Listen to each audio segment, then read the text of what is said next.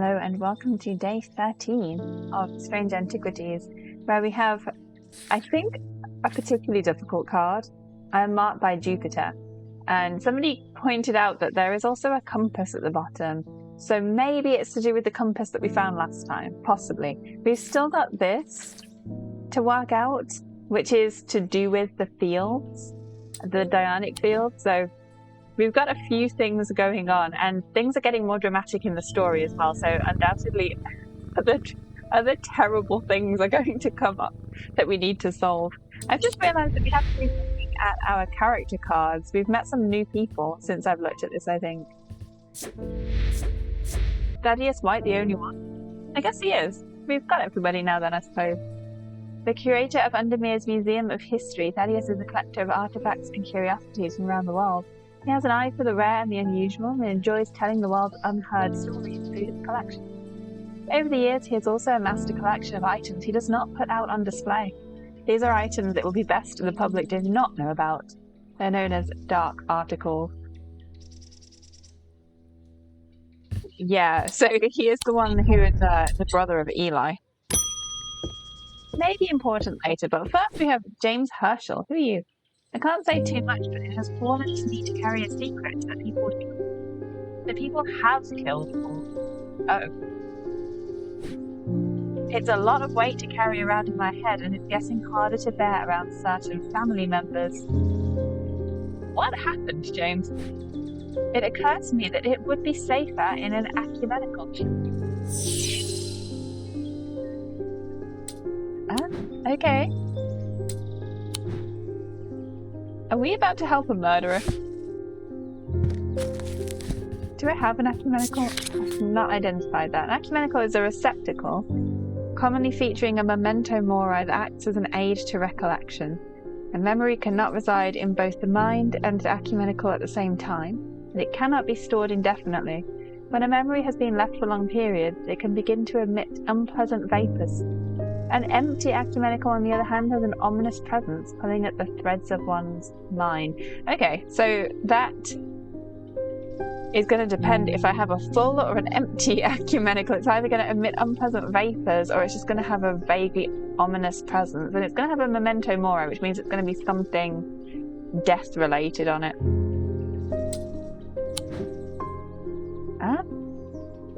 Okay, it's got to contain a memory. And it has something death-related on it. Could this be one of the things that was in the creepy cabinet? Like this? Then again, so does that. It has a coffin. Let's see if I can feel anything from these. Inner perception, maybe. Nothing to remark, but I touch it. Doesn't smell of anything. Can't tell if that low hum is coming from the item or my own imagination. Okay, we have a low hum from this one. It feels unusual.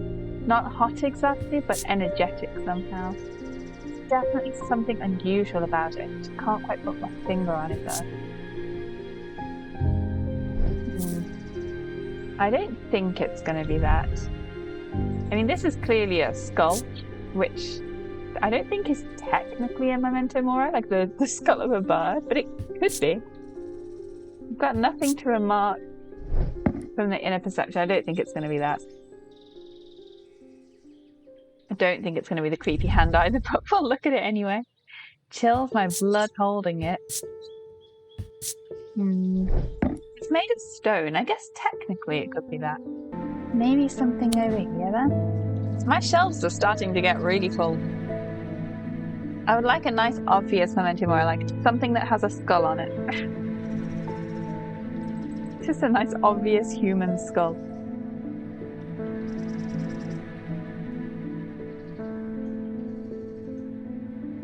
I wonder whether mind was highlighted on there, wasn't it? I wonder whether that is something that I can look for.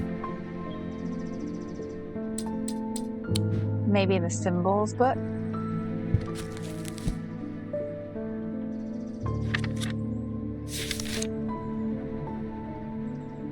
Could be something to do with this, I guess. The mentic, Dormic discipline. Maybe I could check it like that. Do we have a different mind one? You know, we really probably should see if we can find this, just in case it's to do with that. I don't think it will be, since we only just got this card. But let's see if we can find it anyway. I just noticed Jupiter on here. Jupiter is tin.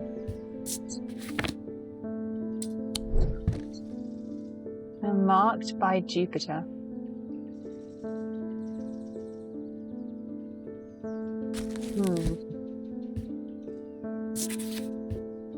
Does Jupiter appear in the index of this one?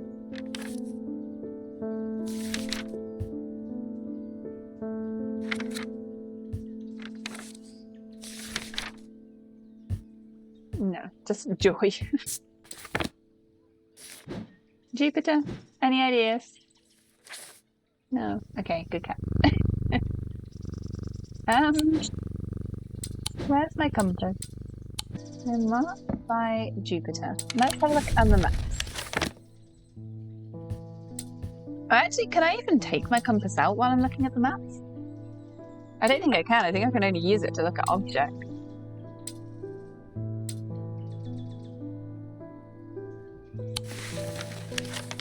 Maybe it is a crypt that is marked by Jupiter? Like it's going to have a Jupiter symbol on it? I don't see anything that's Jupiter on it. What is this? It's slightly terrifying. I kind of want to click on it, but we're going to use that. You know what? I want to click on it. What is this? As I descend further into the catacombs, a strange sensation comes over me. It's not fear, although fear is mixed in with it. With cold clarity, I know at once what it is. I've entered an area known as the Depths, a place where few have been and fewer have returned from. Not even Paliants can clear the air here and render it safe to breathe. But there is a way. Slate miners inhale the vapours produced by a spirit called a wandering shroud. They say it invigorates their senses and stays the mind rot that would otherwise consume them. It would be dangerous to continue exploring down here without following their lead. Oh, why does this seem familiar? Did I use a wandering shroud? I feel sure that we had that. Ah, there. Oh. The shield charm. A shrouded spirit or a wandering shroud will not bite. Oh, I can click wandering shroud though.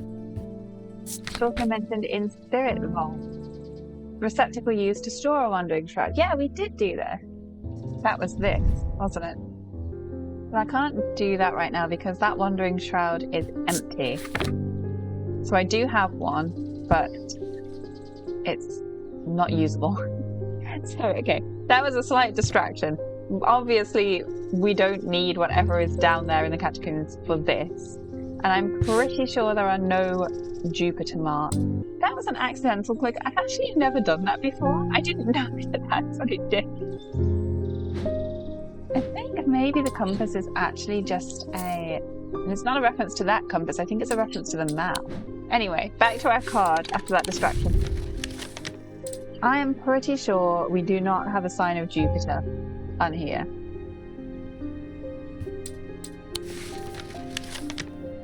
We also have the castle. I guess it could be a mark that's on the castle. Oh, could it be one of these marks? Oh, what was the tin mark for Jupiter?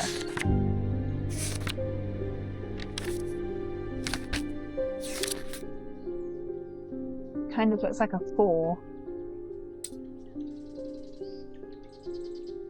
There. That is on here. Hey, okay, that wasn't too bad once we worked out which map it was for. The mark of Jupiter on my map leads me to a square room on the ground floor. Other than an intriguing torn note, there doesn't seem to be anything of interest, until I notice that the bookshelf is mounted on a runner and can slide to one side. I push it, and it glides easily, revealing a hidden recess in the wall behind it. That's very cool. Hidden room. Ooh, is that the other side of my note? As well as an item? The castle vaults are block something. It can be opened by a or gold that produces something. Okay.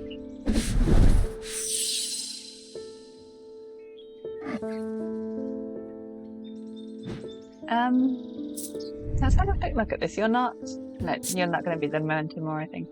That's just a stone in the middle. Okay, well that didn't help me with this one. But it is the other half of this note.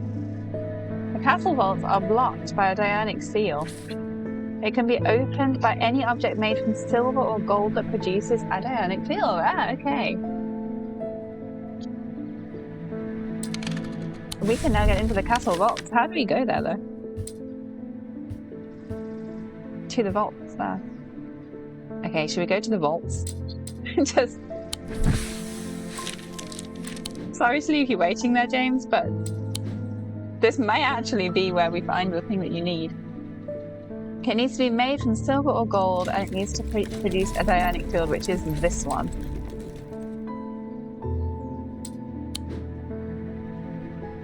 So I guess we just go through anything that's made of silver or gold. Is my stomach needle made of gold?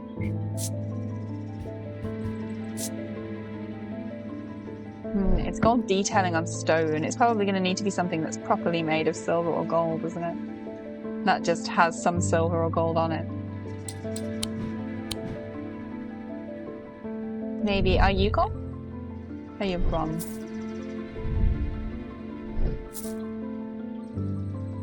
This is gold.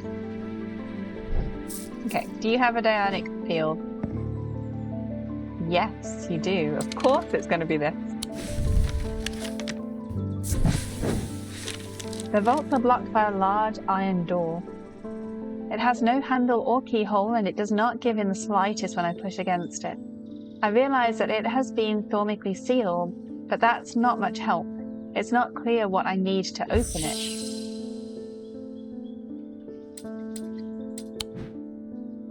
Where did I just put it? Oh, I left it down here.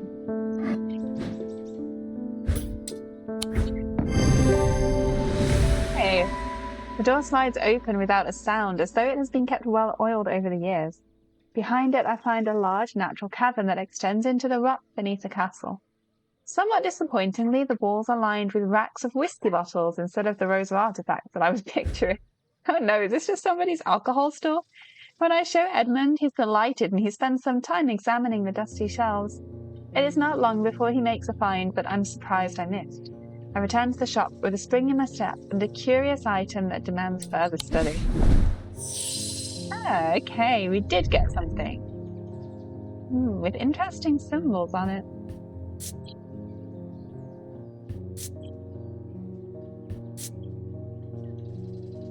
It's like it should be placed on top of something, maybe?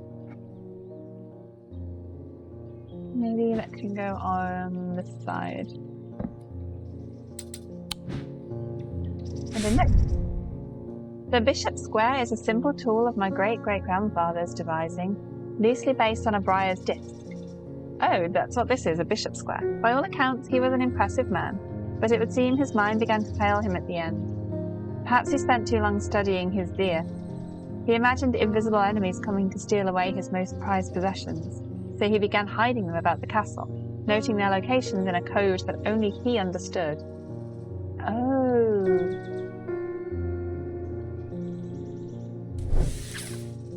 Okay.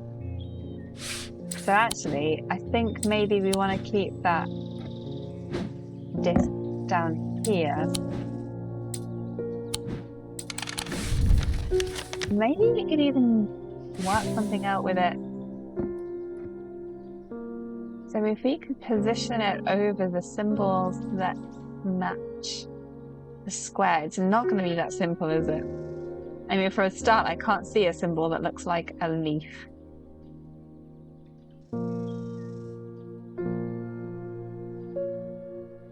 Circle with a hole? Kind of acorn thing? None of them look like that. And it's loosely based on Briar's disc. I don't think that really tells me anything. There isn't another part of the castle, is there? Like an outdoor part? I'm thinking leaf and acorn are more outdoorsy kind of symbols than in the middle of a castle. Maybe it's seasonal? Like spring, summer, autumn, winter? Spring is the leaf and autumn is the acorn. We do have that note at the top that says Mars in winter, rising in summer.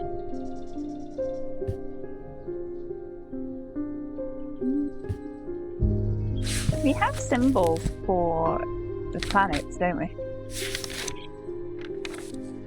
I think.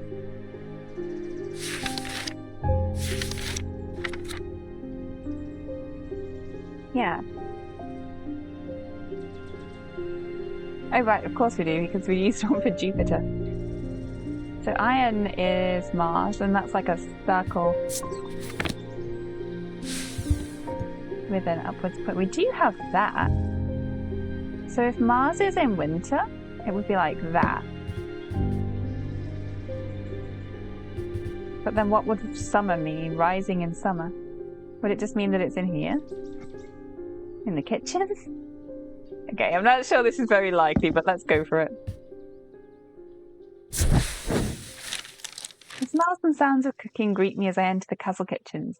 I feel a little foolish as I try to avoid the cook's glares while following the clues left to me by a mad old man.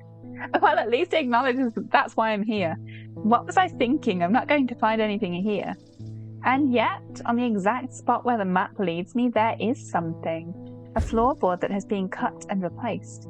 With a little difficulty, I lift it up and feel around in the cavity below before my fingers grasp something hard. Was that actually it? It actually was it.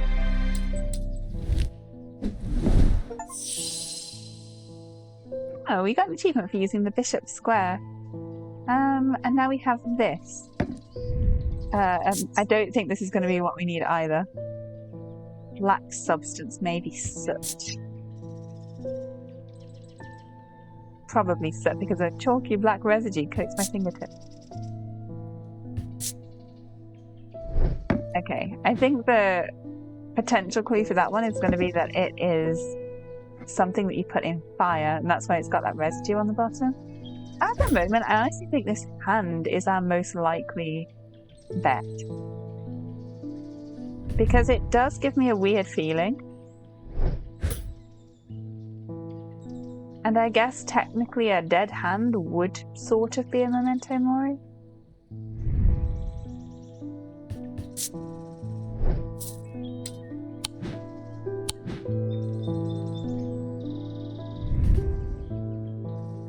I guess it could be this, though, on that same...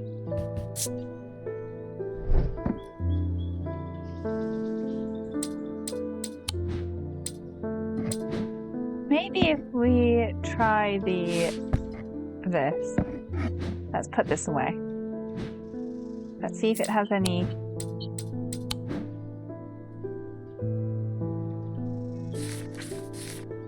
Oh, this can go away now. We've actually worked that one out. This one, isn't it? But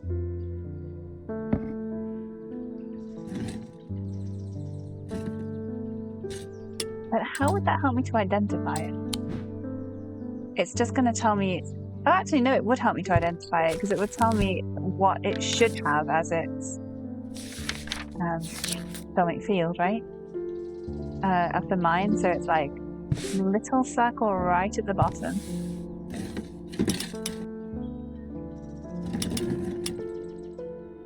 And a big one on top.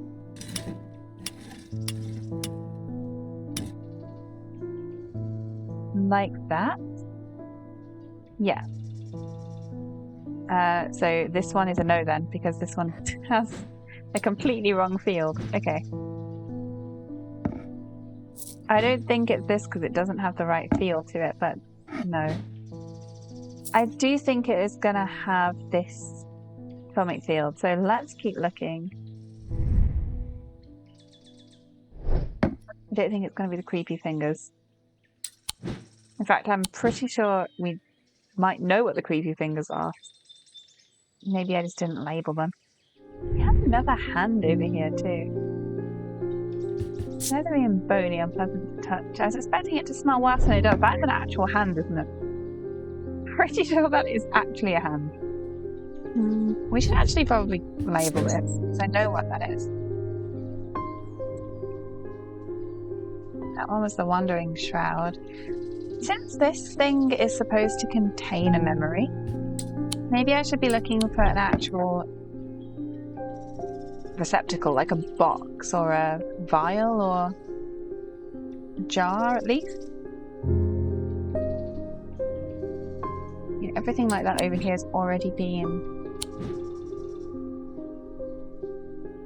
It's not going to be an open cup, is it? That would be a terrible idea. I think the necklaces look like they could hold something.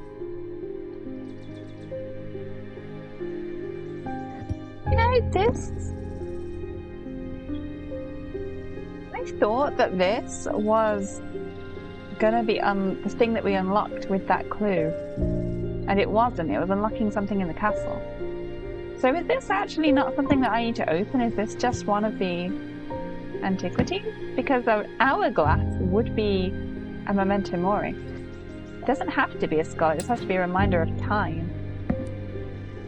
It has the right field as well. Okay, I actually think it is this, James. It is that. I have to start making assumptions about the things we find.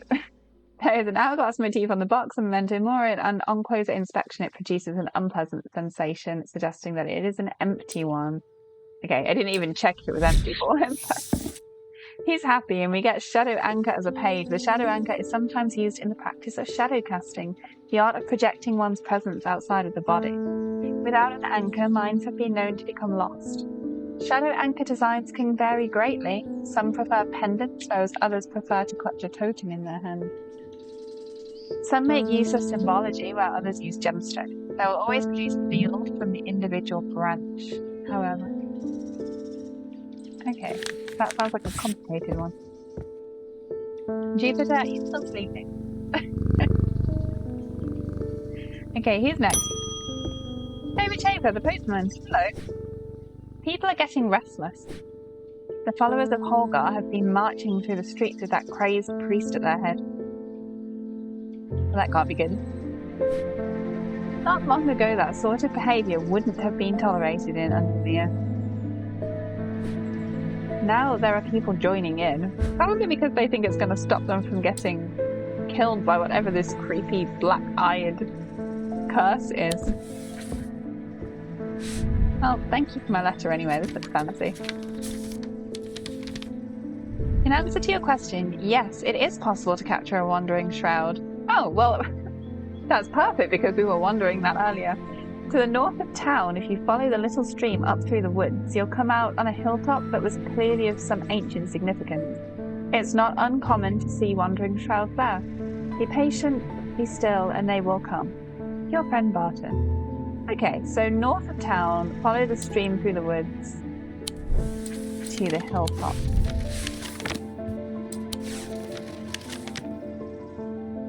This on Wyatt Beck? To the barrows?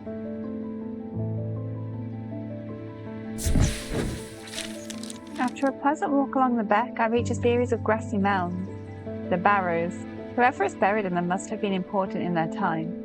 If I'm to collect what I've come for, I will need to be prepared. Is that just that I need the Wandering Shroud itself to capture it with?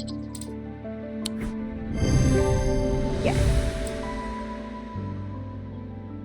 Oh, well, Spirit Vault. Okay, we should relabel that Spirit Vault. Because Wandering Shroud is just the thing that I've put in it. I sit and wait quietly and patiently, not certain exactly what I'm looking for. For some time, nothing happens. And then, long after my mind has drifted towards a warm fire and a hearty supper, I notice a movement in the corner of my eye. A strange thin mist has formed near one of the barrows. It seems to produce a sort of dark light, a contradiction that my eyes have trouble perceiving clearly. An ethereal creature, for surely this is a creature of some kind, ambles towards the vault that I've left out for this purpose, and I daren't breathe as it slowly nestles itself within the receptacle. Okay, so it actually wants to be in there? Well, that's good. At least it wasn't an evil thing that I had to trap by force. And James Herschel is back. I got to thinking after I left earlier. Transferring the secret to an ecumenical only adds an extra step. Oh, yeah. Yes, it's safer than walking around with it in my head, but I would know where to find it. True. What I really need is a truth conduit so that I can deceive them into thinking I know nothing at all. James, maybe you should just reveal the secret. Let the truth come out. Okay, before we help you, I want to go and see what is down here beyond the scary bones.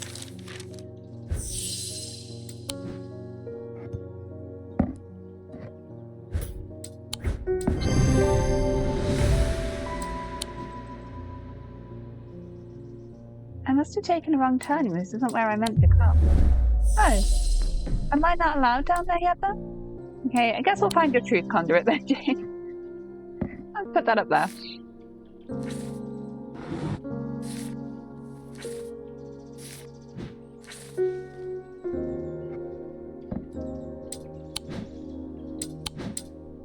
Okay, tidy up and find my book.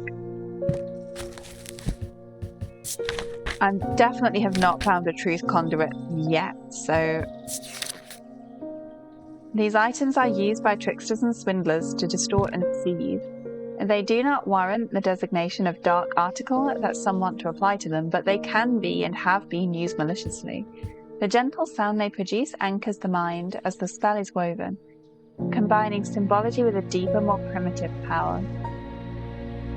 Okay, so they produce a gentle sound, and they're going to have the thaumic pattern of mine, which is that kind of flower one because we already had that open. So it's going to produce a sound, and I have no idea what it's going to look like.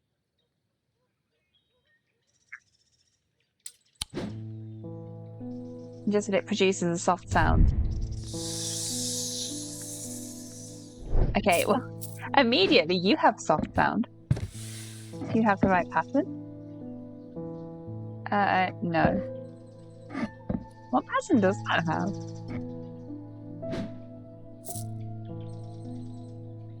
A snake sound would have been good.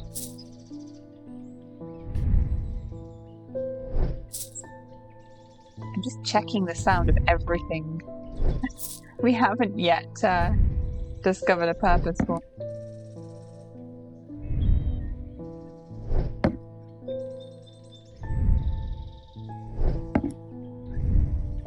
And we have that one.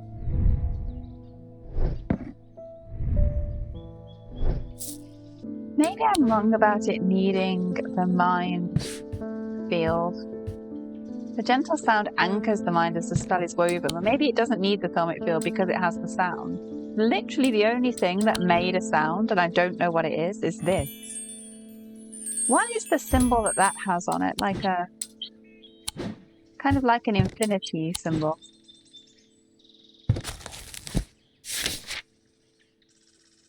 Deception. Oh, deception. It's going to be this one. I should have checked that to begin with. Here you go. That's going to be a good concept. Yeah.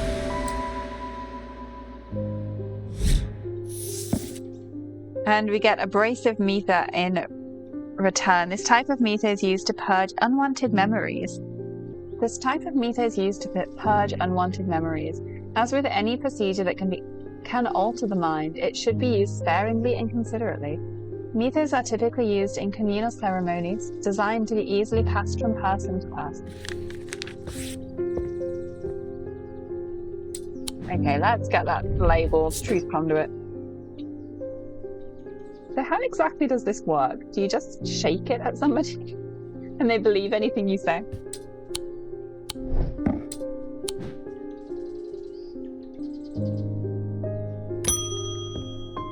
Evelyn Bennett.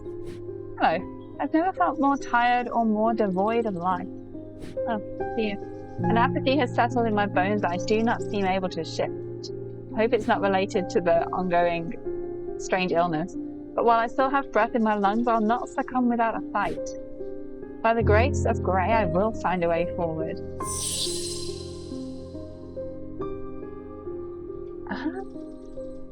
Okay, you want a mysterious object that is going to help you to find a way forward. Because you feel apathy. Do we have apathy on the... No. Could you be cursed? Do I need to get the curse booklet out? No, that's my map of the catacombs. I cursed this one. Yeah, all map. Oh, there.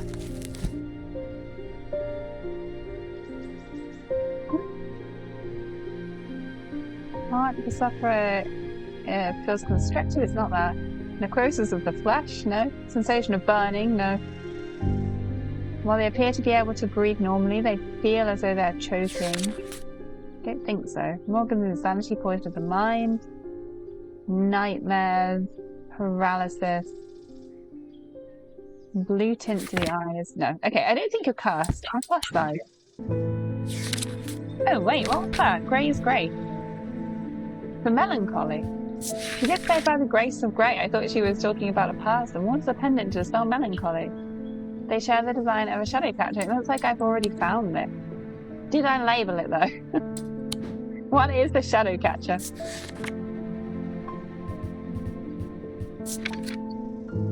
This. Okay, I actually recognize that. That is this, isn't it? Yeah.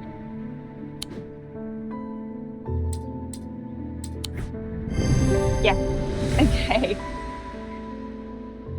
We did find a sketch of the shadow catcher, a design that this item shares, and it does indeed dispel melancholy. So hopefully that helps you. Yeah, that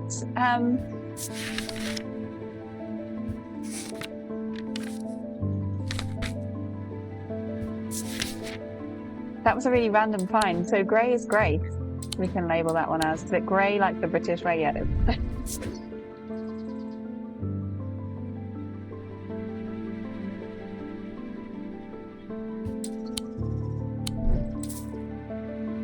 And another one labelled. Okay, who's next? Spartan Potter. I've had a tip-off about something exciting. Okay. Have you come across the so-called nameless gods? No, I don't think so. Did you also know that the tall stones that you sometimes find in high places were once doorways of a kind? No? And here the exciting part. An inscription has appeared on the stone that sits atop Weatherland. This is where you come in. I'm confident that a pit will open the doorway. The other option is a Babelia to read the inscription. But they say if you read the language of the nameless gods, you become cursed, which I can't say I like the sound of. I would agree with you there. But are we sure we don't want to know what it says? I'm leaning toward the more direct approach, but then again, that could be dangerous too. That's what I'm thinking. What if it says something like, please don't go through this door, it's dangerous? I honestly feel like the inscription is going to be important here. I think it's kind of putting us off reading the inscription for a reason. And actually, we will find out afterwards the inscription said something that would have been really important to know. I do have a book of curing curses, so if he gets cursed, maybe we can fix that. So let's see if we can find the Babelia. That was the one to read the inscription, right? Yeah. The meaning of the unusual markings on a Babelia is not clear. They resemble a mentic field pattern, but the items themselves do not produce a mentic field. They can be used to aid with translation of foreign texts, though they require some skill to make full use of. This ability does not transfer to spoken language. So the markings resemble a mentic field. What does that look like? Oh, it's that one. But they don't produce a magnetic field. It would help if it told me what it did produce. Okay, this is a maybe. Let's try it. We have enough sanity that we can try it and fail. Is it this? Yeah! The design does resemble the magnetic field pattern. Okay, good luck. I hope you don't get cursed. I really hope it works too. Here's a token of my appreciation, something for you to ponder over. Thank you. I really hope I haven't just killed you. Oh, interesting. Is that gold? No, it's yellow sandstone. I thought he just gave me a huge block of gold.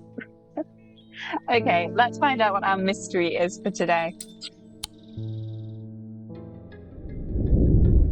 With dreams of earning his fortune long vanished from his mind, the man brought the casket to a trusted friend, the curator of a museum in Undermere. Together they looked for answers. The curator of the museum in Undermere is Eli's brother. He can't be the same guy, though, right? Unless he lived for a long time.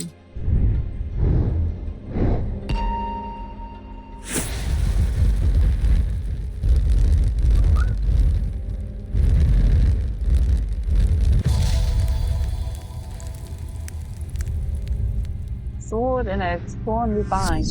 I am buried with the Knight of Thorns. Well, this has got to be a catacomb clue.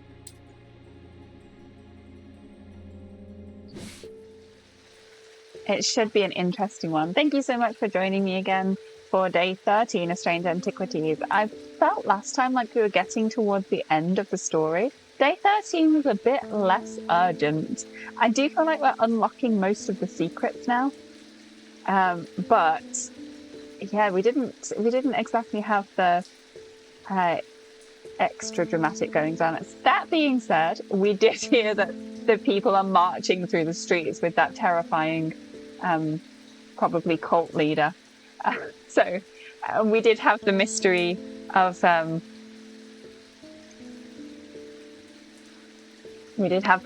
the inscription. So I guess things are actually progressing fairly fast. It's just that on this day, unlike on the previous day, we didn't have people dying. So we'll see what happens on day 14. I'm really enjoying this game. I think I've said this before, but I'm going to be kind of sad when it finishes. So if you have any recommendations for things that are similar to this, I would love to hear them. Thank you so much for watching again, and I will see you soon. Bye.